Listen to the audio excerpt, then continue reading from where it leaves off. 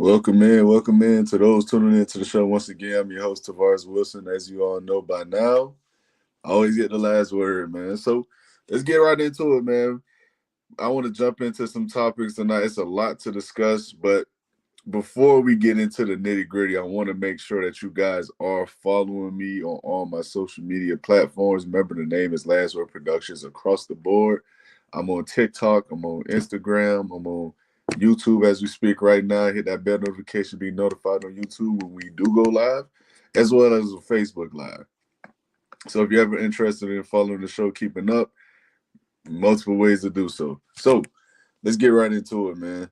I want to speak on the thing that has burdened us as sports fans, as football fans in particular, these last couple of days, excuse me.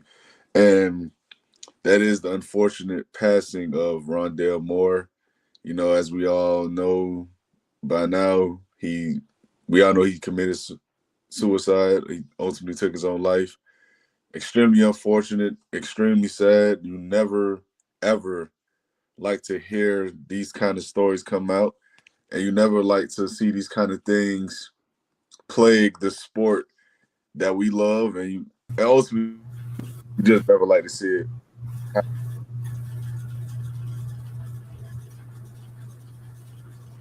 What's going on, bro?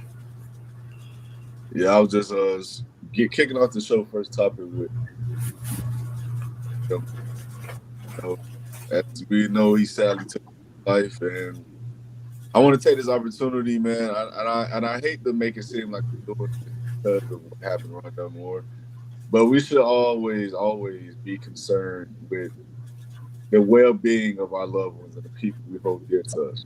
So I want to say this: y'all check with y'all people, man. Like it's just that simple, bro. You never know what's going on. But I know it's hard when we look at these guys and they're living their dreams out. They're playing in the NFL. You know, they're on top of the world, whatever the case may be, however it may look from the inside, from the outside looking in. But just always, always unfortunate to see it happen to, to such a young dude, man. We're talking about a 25-year-old, bro. Like whole life ahead of him, you know. And it's bigger than football. It's not even about the career. It's the fact that we're talking about a young guy who had everything going, and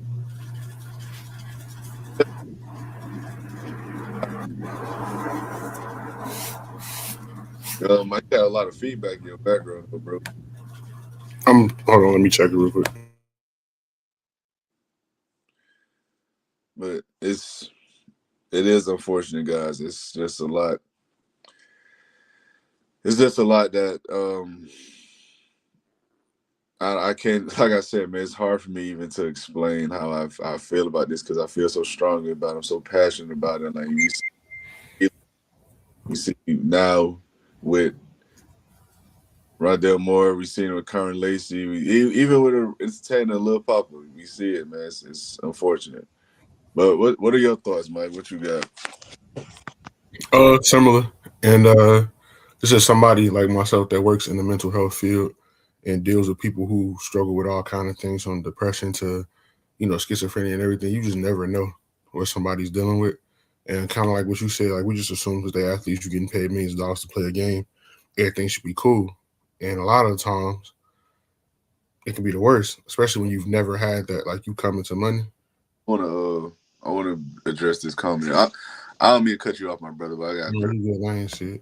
Taylor Anderson. Listen, bro, you could go on with all this talk. I'm not even gonna give you the satisfaction of putting your comment up because we're talking about something more serious than anything we may ever talk about on this podcast. We're talking about someone who ultimately took his own life because he didn't have people in support of him, possibly, or people who was reaching out to him.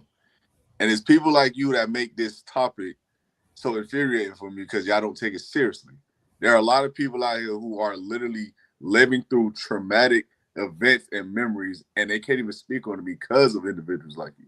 If you can't take 5, 10 minutes out of sports or whatever the case may be to discuss this, you go about your business, bro. This is not the podcast for you. But go ahead, Mike. Nah, stuff like that though. Like people who say stuff like I just read it. People who say stuff like that, it's like that's why people don't say nothing. And then stuff happens, and then all of a sudden everybody is so just sad and so just, oh, I can't believe it. It's like, yeah, you wouldn't believe it, but you also wouldn't believe, you know what I'm saying, the ways you conducting yourself and carrying yourself while stuff like this is being discussed. Like that was a Right. young man, he was 25 years old. His life literally just started.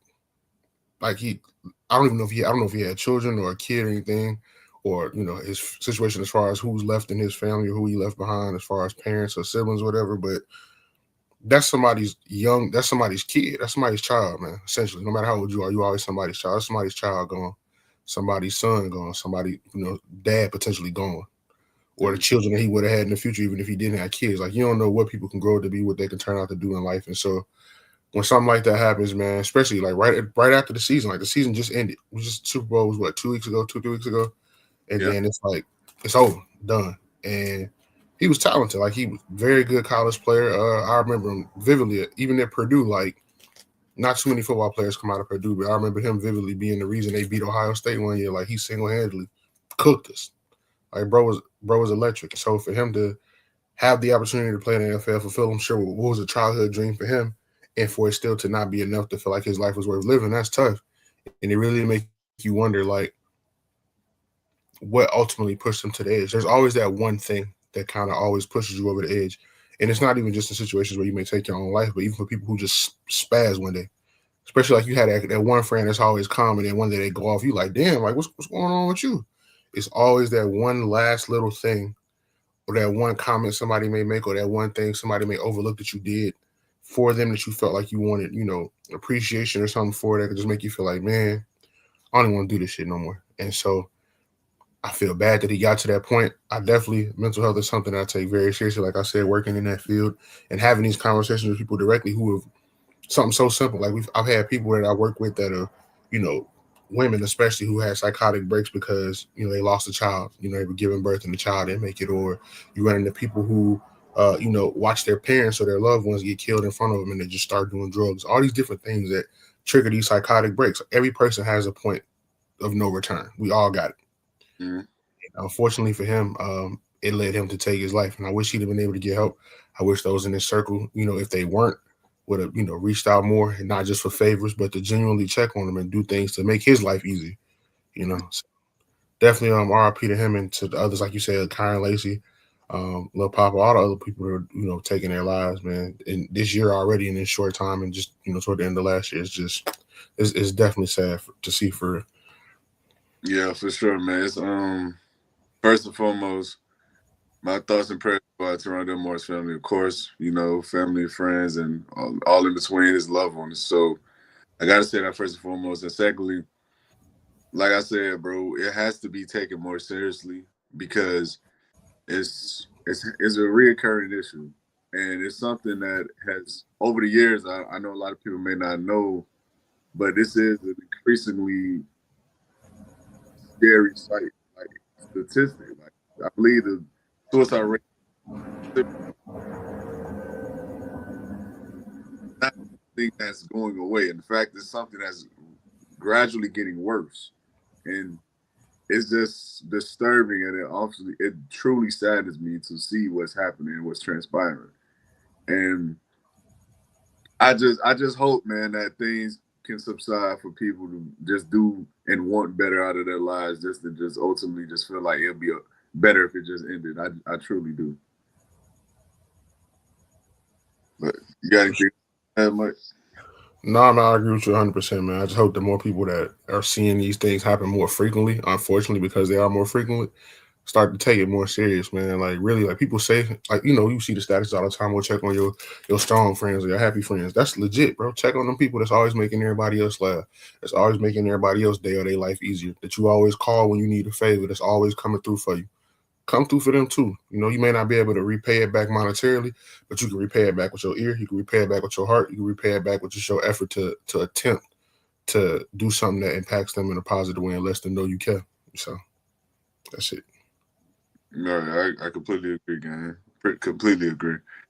But let's move off into the next topic, man. We're gonna speak on football related things now. Um, Trent Williams right now is, as you may know, my boy, since you're not a guy, he's at a standstill right now, pretty much in contract talks, and it's looking like it's a real possibility he can become an unrestricted free agent and sign elsewhere. So I just want to Yeah. get your, what do you think of that? If that is a real possibility to you, who do you believe would be a good suitor for him if he had to go?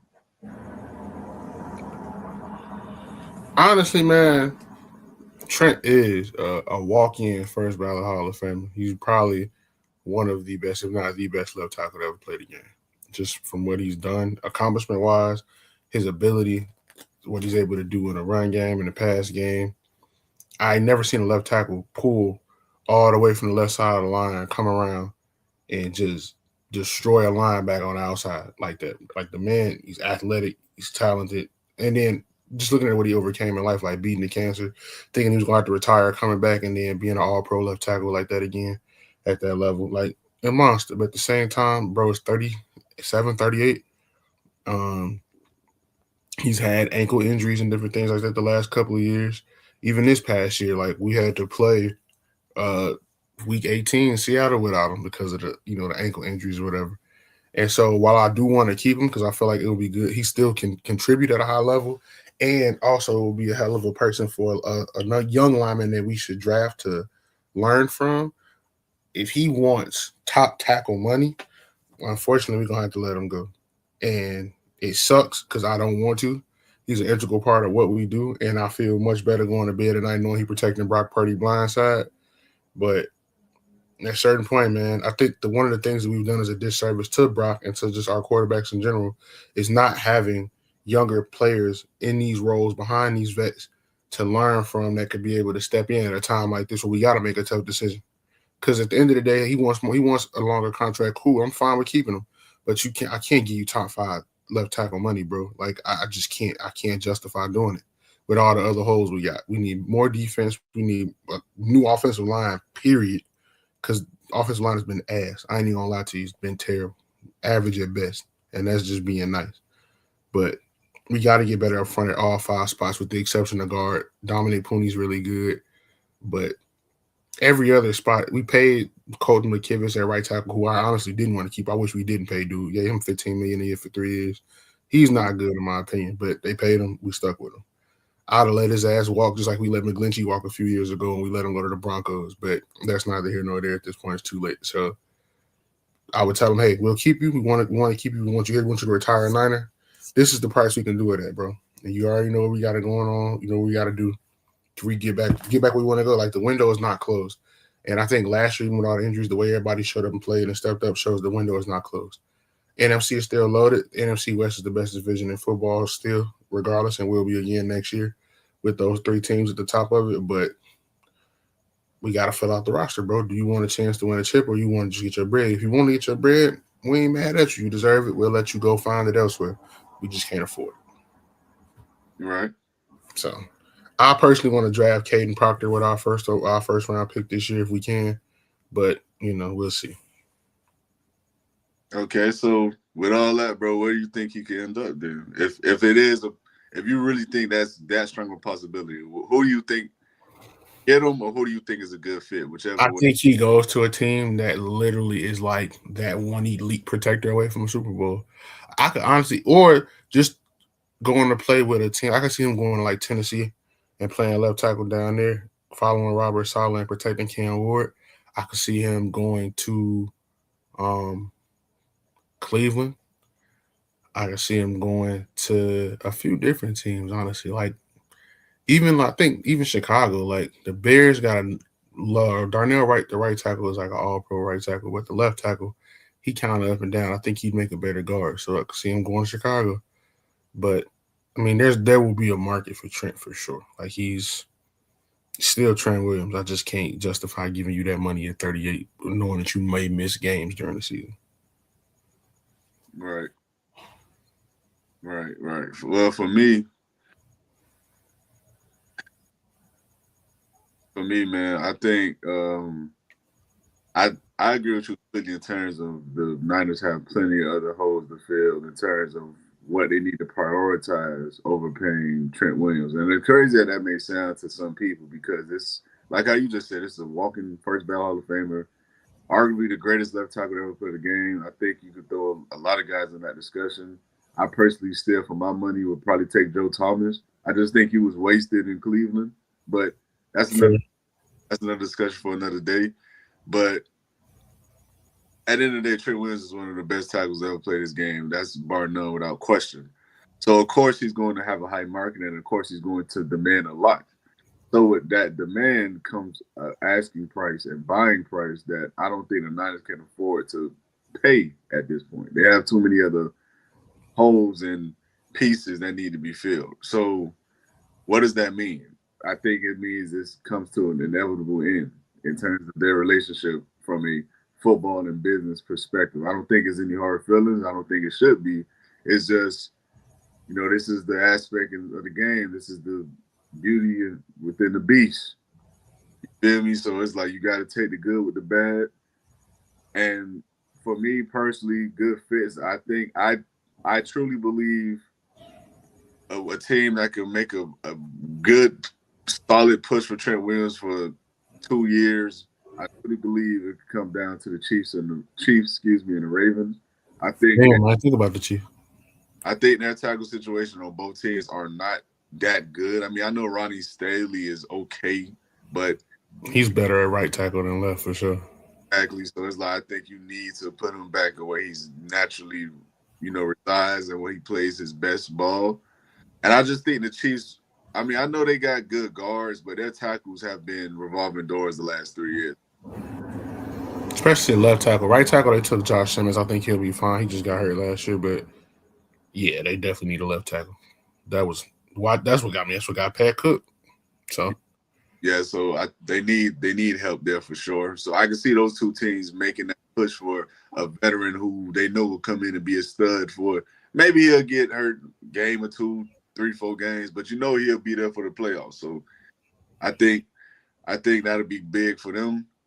So I personally can see them making that move because I agree with your first sentiment of him wanting to go to a contender who may be a stellar tackle away from being in the hands. So I agree with that. yeah, But anything else you want to add, bro, before we move on? maybe the Chargers too.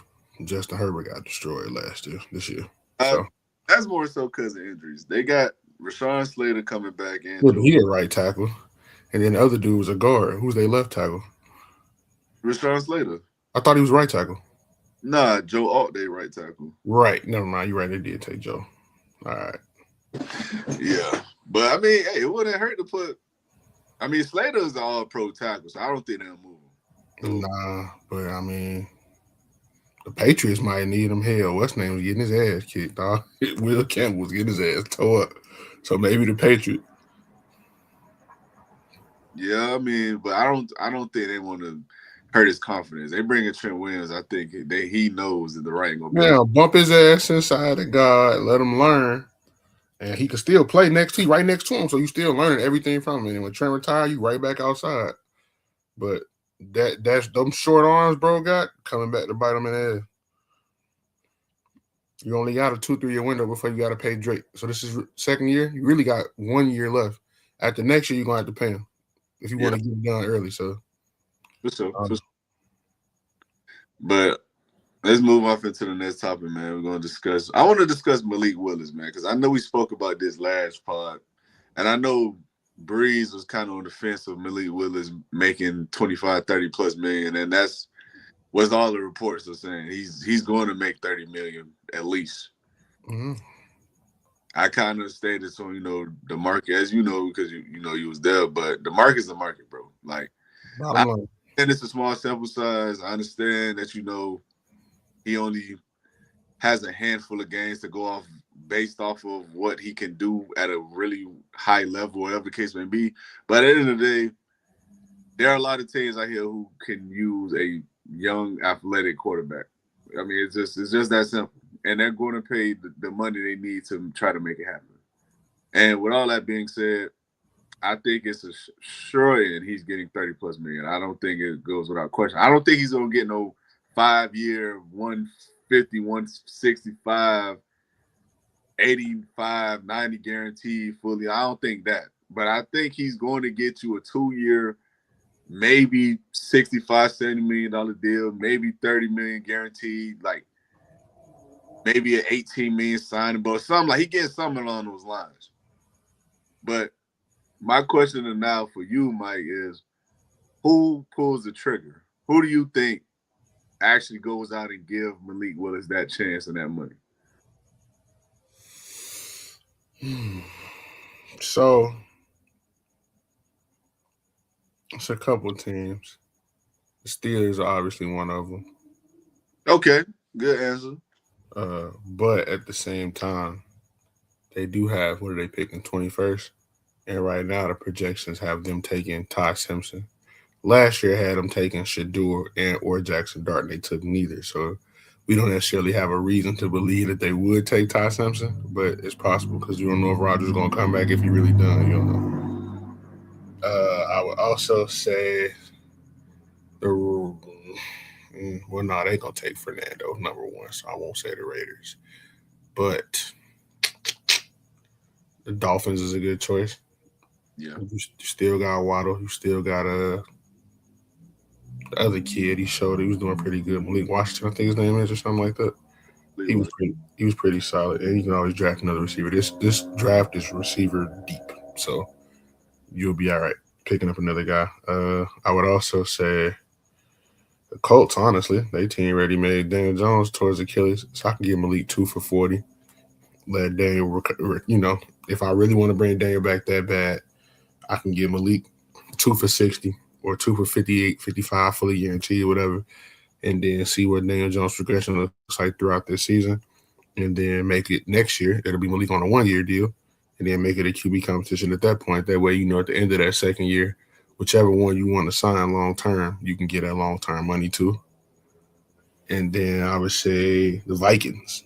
Those would be my 3 teams. The Vikings definitely need a quarterback. JJ McCarthy ain't it. And I think literally going down the street to Minnesota, you throwing that motherfucker to Jettis, you throwing that motherfucker to Jordan Addison, you throwing that bitch to Hawkinson, you dropping that motherfucker off to Aaron Jones out the backfield. Like, that's ready made. Like, you can get in there and go. You got better weapons than what you had in Green Bay. And you got the second or third best receiver, well, top 4, 5 receiver, I guess, however you want to look at Justin Jefferson now, after we've seen what we've seen this past year, even though it's not really his fault, but just from the other guys stepping their game up like a Puka, a JSN, Jamar still being Jamar, whatever. So you got top 5 receiver. So I would say there. I would pick them. If he could hand pick, I would go to Minnesota because you just got a better situation. For sure. For me, it's two teams that come to mind immediately. Miami is one for sure because the ties of Jeff Hafley and the general manager we hired from both come from the Green Bay tree. They both know who he is. They both know what he's comfortable with. It just makes sense from that perspective. And plus, as we all know, it's not a secret. Moved on from this coming off season. They're gonna eat a lot of cap money, but sometimes you gotta do what you gotta do. And the other thing that comes to mind is Arizona. I think with Mike LaFleur going there, Matt LaFleur's younger brother, I think there's some ties there. I think they have spoken.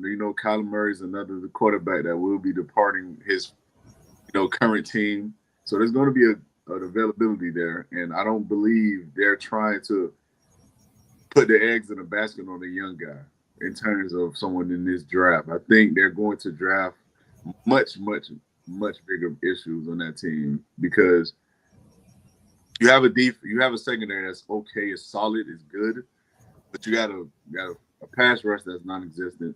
Your linebackers are at best okay, and your offensive line is not the best. So you have other things you have to worry about. Granted, the quarterback position is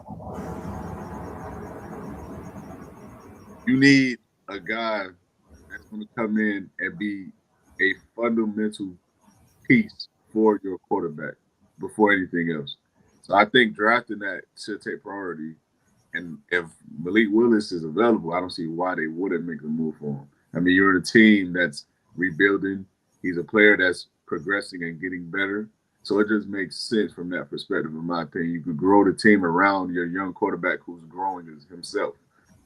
So those are two teams that come to mind immediately.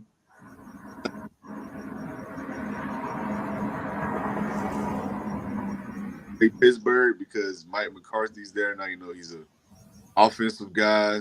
That's what he made his bread and butter on. I personally believe he's, had the benefit of playing some really talented quarterbacks. But that again, that's another conversation for another day. But he's an offensive guy. Of course, he's going to have to come in and want to play with a talented quarterback who he can work with and actually push the ball downfield with, because that's what Mike McCarthy does. That's the kind of game plan he comes up with. But they don't know what's going on with Aaron Rodgers either, so that just put more fuel to the fire. So I think that could be a real possibility as well. Not as strong as a possibility, in my opinion, but I think that's a real possibility. Those are three teams I look at immediately when I think of where Malik Willis can go and actually get that kind of money. Facts. But anything else you want to add, bro, before we move on? No, I'm good. Yeah. All right, so let's there. He has been granted permission to seek a trade. This was his second season with the Bears after the signing. I believe it was a 4-year deal from Buffalo 2 years back or a year ago when Caleb Williams got drafted. So this was his second season with them, and he's granted permission to seek a trade. By all reports, he is not happy with the role he's playing with the Bears. My question, what happened, bro? I ain't say nothing. Okay, my question for you is, bro, where do you think he goes? Like, if he does end up getting ultimately moved, where does he go? There's so many teams that need linebacker, especially that middle linebacker. Yeah, he's still a really good player. He's had a couple injuries, but 6'4" with range, can run. He's okay as a coverage linebacker. I think he can get a lot better in that area. Definitely fits well against the run.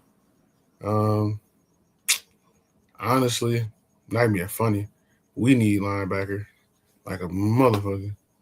I think him next to Fred, being able to learn from Fred would do us some justice for sure. I would also look at a team like honestly, I would say the Ravens are a good option too. You can't just have Roquan doing everything. Like, you know what I'm saying? He needs some help. So a Roquan, him at the Ravens. I would also say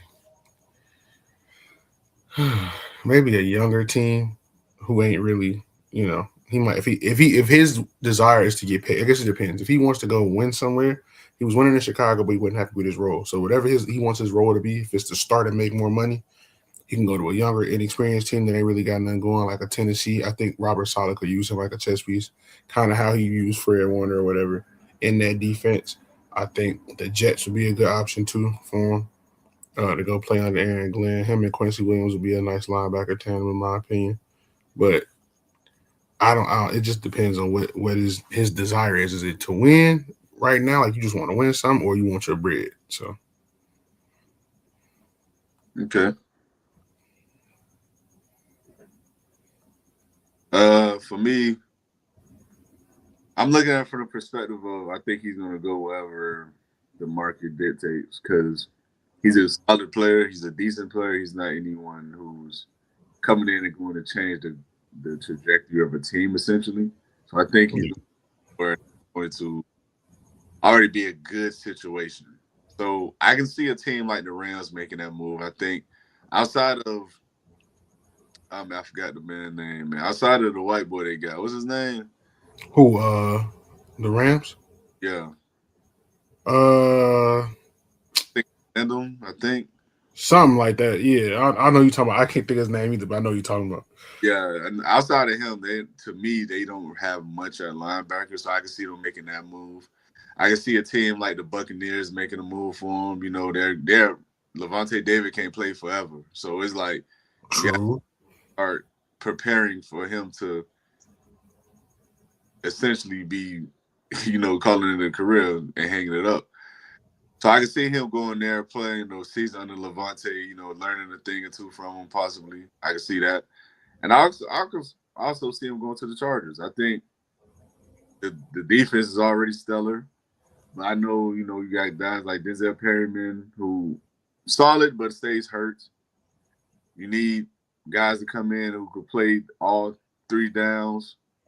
Hey, I think Tremaine Edmonds could be the guy there too. And I know they haven't had too much luck drafting guys at that position. So maybe you go out and you veteran guy. So I can personally see those three teams making that because they're pretty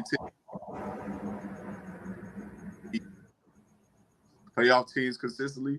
So I think adding a linebacker who's pretty good would just make your chances come postseason that much better. I'm with that. Sure. So let's move off into the next topic, man. We're gonna switch to basketball real fast. And I want to speak on the Cleveland Cavaliers. Right now, the Cavs have been red hot. They've won 8 of their last 9 games since trading for James Harden. This is a team that has grown exponentially since trading for James Harden. You can see the difference it makes for Jared Allen specifically, man. He is playing like a whole nother player, bro. Like me and Bree said this, and we all kind of agreed to it. We knew James Harden coming into the building was going to be the best thing that happened to Jared Allen and Evan Mobley this season, and it sure looks that way. And I say this, and this is why I say James Harden, for my money, is the third best shooting guard ever played. Because there's not too many shooting guards, there's not too many guards who can go from a scoring machine, just giving you 40 a night, to being able to give you 11 assists on average. Like, there's not too many that can do that. So his playmaking ability is something that we don't really typically see from shooting guards, and it's something special because he can legitimately play the point guard position as a natural point guard. And I'm not just talking about assists. I'm talking about being able to pass at such an efficient clip and level that you're literally you're throwing guys open almost like in football. You're seeing the lanes differently. You're handling the ball. You're able to slow down the tempo of the game back momentum, and actually get your team in a rhythm. So it's like, that's special, bro. I truly believe that's a special trait that he has that a lot of people have taken for granted because he was looked at as this scoring machine and one of the best ISO scorers we've ever seen. He's always been an elite playmaker. But he's brought that to Cleveland, and it's done nothing but pay dividends for the bigs around him, and even Donovan Mitchell, because he doesn't have to have the ball in his hand 24/7. So my question for you, though, Mike, with all that being said, who do you believe currently, as it stands, are they the favorite to come out? It's hard to say they are just because Detroit's been consistent all year long. I personally like Cleveland better just because I like their talent, their versatility, and their players better. I feel like they have more options, whereas Detroit is kind of just cater bust. But I would still get a nod to Detroit because they play both ends of the floor collectively as a team. Everybody's bought into what they're doing. But James Harden definitely, I think for me, like when you mentioned though, like his playmaking, it makes him to you like that's why he's the third best shooting guard. I think the reason for me, I still always put Dwayne Wade third over him is because of the defensive end of the floor. Like Dwayne Wade was elite defensively on both ends as well as scoring the ball. So I give him that nod. I got D Wade over him. I meant to say fourth best. Yeah, fourth. I mean, I think it's hard to argue anybody else other than that typical three of Wade, Kobe, and Jordan over Harden. I don't think you can really definitively put anybody else over them three without it being a genuine conversation because he's done it. Like you said, to be able to go from averaging 35, 36, and now I can give you 13 assists a game or 11 assists a game, and it looks good. Like it's genuine, impactful playmaking. It's not just you just piling up assist numbers, just throwing it to an open shooter on a kickback. Like it's genuine setting up, pick and rolls, pick and pops, lob threat at the rim. He's an excellent lob passer. He gives it to shooters in their pocket, bounce passes. He knows when to fake it, when to pump fake, and because he can shoot the floater so well, you gotta respect it. You still gotta guard him. So if you step up too close, it's a dunk. Jared Allen dunking it, Mobley dunking it. You don't step up close enough, it's a floater, it's a teardrop. It might as well be a layup because he got a nice float game. So I think they're definitely the most dangerous team for sure. But I would still give them as far as the favorite, I'll still give Detroit their respect because I feel like they've earned it up to this point, just from start to finish, or start to this point so far. Okay. I personally agree with you. I still think Detroit. I'm, I'm not too confident in it because, like I said before to Gino, my biggest thing with Detroit is the inexperience, bro. They're a young team. They don't have that playoff pedigree to them. They have inexperience. But Robinson, who you're not banking on Duncan Robinson to be the difference maker in the series. But outside of Duncan Robinson, Tobias Harris, again, two guys who not you're not convincing me that this team has enough playoff pedigree or experience to not be concerned. Because I mean, their main contributors, Cade Cunningham, Jonathan, you know, Thompson twin, you know, you got guys that can play for sure, but them lights get brighter, bro, when it comes the end of the season, and you actually playing for. You know, when the games matter a lot more, when you got best out of seven, who wants it more? So it's going to show a lot that first series, bro. Regardless of who they play, for me personally, I don't think it's going to matter. I need to see those first round jitters work themselves out because I know they're going to be there. I know they're going to have their growing pains. I understand that they're young players, but I got to see them actually put pen to paper in a sense when it comes to showing me they're the best team in the East. Because listen, all respect to the coaching job over there, man. You feel me? But it's going to be a lot different when it comes down to them lights, bro. It's going to be a lot different. So I gotta see it, dog. But for now, I will agree. I do think they're the team to beat in the East. But I gotta see it play out first and foremost. But anything else you want to add, bro, before we move on? You hear me? Are we good? I am my bad. But okay, so let's get off into another team in the NBA, man. I want to speak on the Spurs specifically. The Spurs are right now, I believe they won 9 straight games, if I'm not mistaken.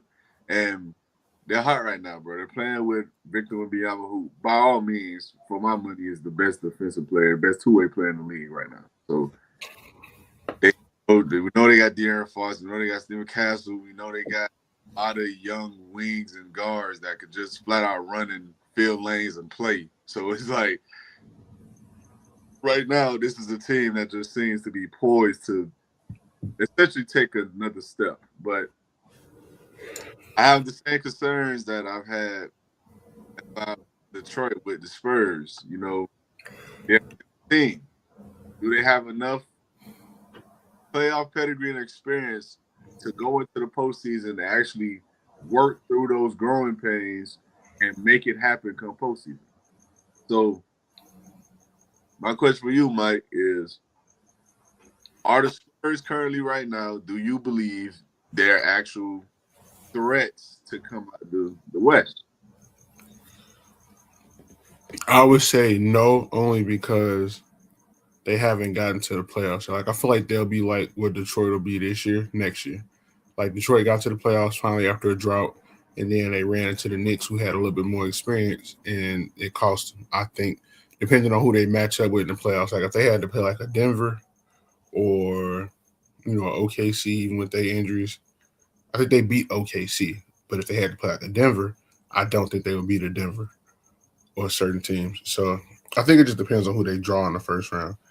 They could be dangerous, but I just think the inexperience and them not having been there yet, especially with their team being so young, the only person that's really got playoff experience or play-in experience is De'Aaron Fox Yeah. that I can think of. And then Harrison Barnes also, who's a champion or whatever. But there's only so much he can teach. Them two can teach them guys. Like they have to play it for themselves and experience real playoff minutes, real momentum swings up and down, things like that. So I don't think they're ready just yet, but I think in another year they could be. Okay. Breeze said he under the weather. All right. Appreciate the support always, bro. And I don't agree with your statement, my boy. I love Jalen Brown. Like I told y'all on the show before, I think Jalen Brown I've always said there was another level to Jalen Brown. A lot of people laughed at me. I've said I think he could be just as good as Tatum. I said that. Many people don't agree with that, but hey, he's showing that he could be, and that's what he's doing right now. But nah, he's not a better two-way player than Wemby, bro. I'm not gonna hold you. But hey, hell of a player though. I think Jalen Brown has worked his way into the MVP conversation for sure.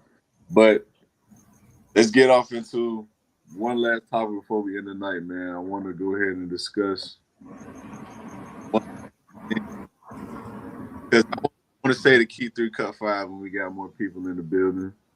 But we're going to discuss the MVP race right now. Speaking of it, MVP in the NBA right now. There's a lot of guys who may fall from the wayside because of the 65 game rule, and I know. Let me straight off a little bit. I know a lot of people aren't in support of it, but I personally do support it because I think part of being these Players of the Year awards, whatever it may be, comeback player, defensive player, MVP, whatever. A part of that is playing the game night in and night out, consistent.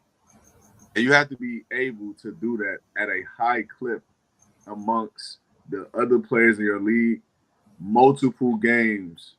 And I think 65 games is a pretty fair standard because that's almost 20 games you can miss. So it's not like you're being asked to play, every game. It's not 75, it's not 80.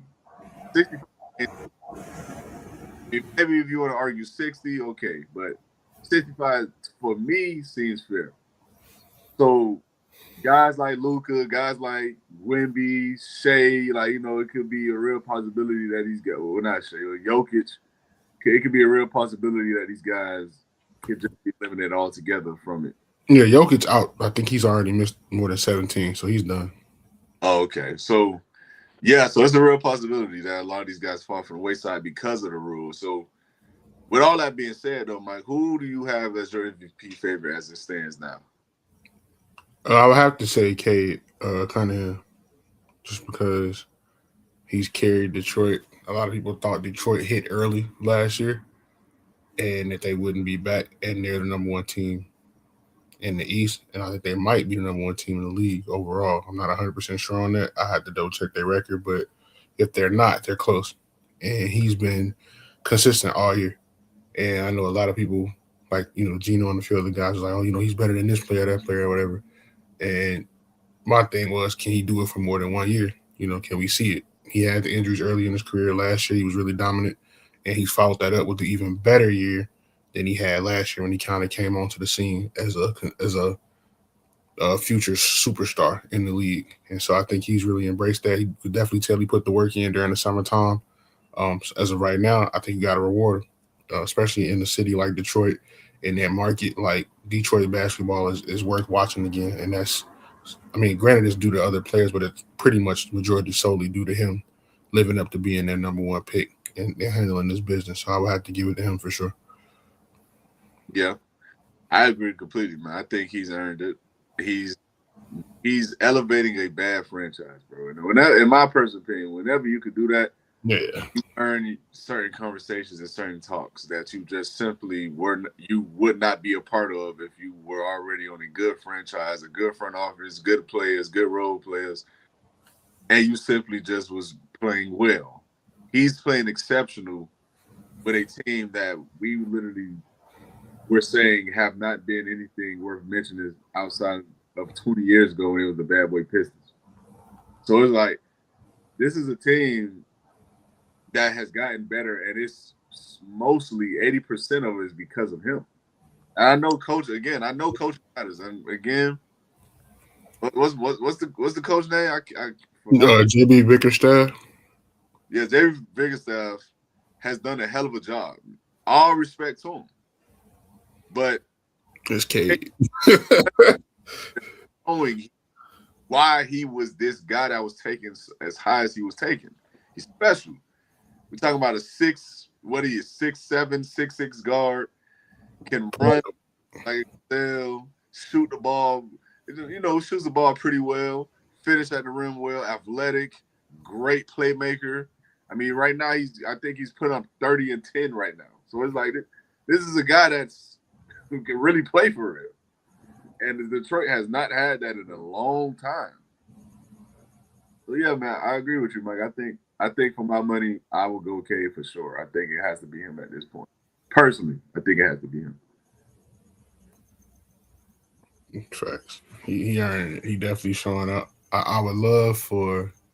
I don't think Luka's gonna play enough games, like you said. Shea, I don't think Shea or Joker will play enough. I think Wemby's missed.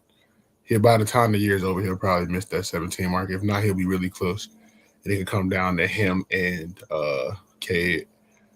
Dark horse, just off my favorite player to watch. Honestly, I think we should get Jaylen Brown some more love too in that conversation because what he's doing with that team is incredible. Like you said, he took it to another level. He unlocked another level of ball. So I think he deserves some consideration as well. He should be in that top 3 to 5 on the MVP ladder right now, behind Wemby and Cade. I think he is. Is he? Yeah. Last time I checked the odds, he was. But yeah, sure, okay. But listen, man, it's gonna be a short episode tonight.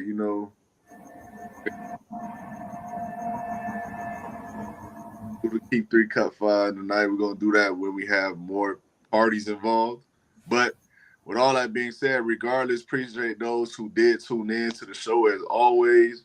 If y'all are not doing so already, man, hit like, subscribe on the YouTube channel, hit that bell notification to be notified whenever we do go live. And if you're tuning in on Facebook right now, hit that follow button on Facebook. You'll be notified when we go live on there as well. So if you're not doing any of those things right now, go ahead and do so now and follow me on my other platforms. LastWord Productions is the handle across the board, man. But you got anything else you want to add, Mike, before we head out? Nah, man. Shout out, appreciate everybody from tuning in, man. We'll see y'all next time. For sure, for sure. And we will be an episode tomorrow night. It's going to be a late episode. It's going to be at 10:30 Eastern time. So if you guys want to tune in and check that out, go ahead and check that out as well, man. But all right, man. I'll see you later, my boy. Yes, sir.